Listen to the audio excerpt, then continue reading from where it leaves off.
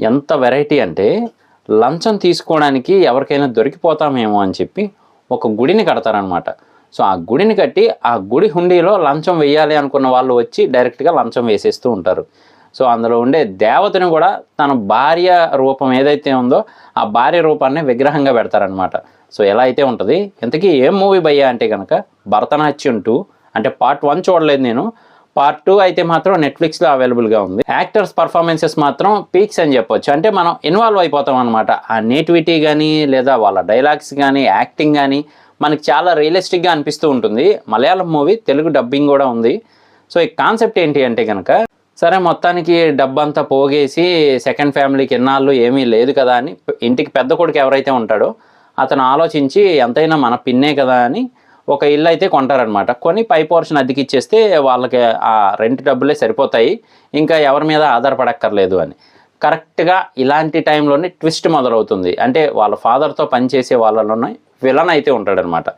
ఇంటికి వచ్చి ఇలా మేము కలిసి పనిచేసే వాళ్ళం, అంతా బాగానే ఉంది, కాకపోతే ఇలా టెంపుల్ అనేది మేము కావాలని మేము కట్టింది అంతే తప్ప ఒరిజినల్ టెంపుల్ కాదు, ఇప్పుడు కొన్ని కష్టాలు వచ్చాయి, సో దానికి అమౌంట్ అయితే పే చేయాలి, 75 లక్షలు రెడీ చేయండి అంటాడనమాట. సో దీని వెనక కూడా ఒక మాస్టర్ ప్లాన్ అయితే ఉంటుంది. అది మూవీలో మంచి ట్విస్ట్గా అయితే పెడతారు. ఇక్కడ అతని దరిద్రం ఏంటంటే ఎలాగో వార్నింగ్ ఇవ్వడానికి వచ్చినోడు వార్నింగ్ ఇచ్చేసి వెళ్ళిపోతే సరిపోద్ది అనమాట. కాకపోతే అరుస్తూ ఉంటాడనమాట. అది వాళ్ళకి నచ్చదు, వెంటనే మెడ పక్క తిప్పేస్తారు.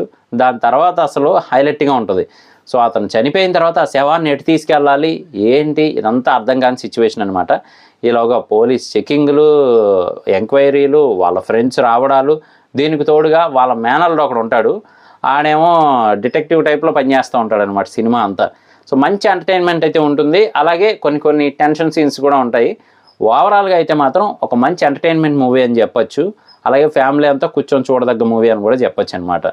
ఇక కాన్సెప్ట్ ఏంటి అంటే ఒక పెద్ద ఆయన ఉంటాడు, ఆయనకి భార్య, పిల్లలు, ఫ్యామిలీ అంతా బాగానే ఉంటుంది, మంచి జాబ్ కూడా. అది కాకుండా చిన్నిల్లు ఉంటుంది, అంటే చిన్నగా ఉండే ఇల్లు కాదనమాట, సెకండ్ ఫ్యామిలీ.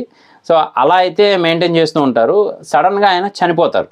చనిపోయిన తర్వాత అప్పుడు క్లియర్గా అర్థమయ్యేది ఏంటి అంటే కనుక ఈయనకి ఇంకో ఫ్యామిలీ కూడా ఉంది అని. ఇక్కడ ట్విస్ట్ ఏంటి అంటే పెద్ద భార్య ఎవరైతే ఉన్నారో ఆవిడికి పుట్టిన కొడుకు, చిన్న భార్యకి ఇంకో కొడుకు పుడతారు. సో వీళ్ళిద్దరూ సేమ్ ఉంటారనమాట. అంటే ట్విన్స్ ఒకే తల్లికి పుడితే ఎలా ఉంటారో అలా ఉంటారు. అది హైలైట్ అవుతుంది అసలు మూవీలో. ఇక్కడ ఈ తల్లికి ఎలా అయితే ఉన్నాడో సేమ్ అక్కడ కూడా అలాగే ఎలా పుట్టాడు అని చెప్పి చాలామంది అయితే క్వశ్చన్ చేస్తూ ఉంటారు. వాళ్ళ ఫ్యామిలీని కొద్దిగా గేలి చేస్తూ ఉంటారు. ఇది నా రివ్యూ మాత్రమే. మరి మూవీ చూసిన తర్వాత మీకేమనిపించింది అనేది కింద కామెంట్ చేయడం మర్చిపోకండి. బాగుంది మూవీ అయితే. ఓవరాల్గా ఒక మంచి ఎండింగ్ ఇచ్చారని అయితే చెప్పొచ్చు. మరి దీనికి కంటిన్యూషన్ పార్ట్ కూడా ఖచ్చితంగా ఉంటుంది. చూద్దాం మరి అది ఎలా ఉండబోతుంది అని చెప్పి. నేను మీ ప్రసాద్, మళ్ళీ నెక్స్ట్ వీడియోలో కలుస్తాను. Love you all.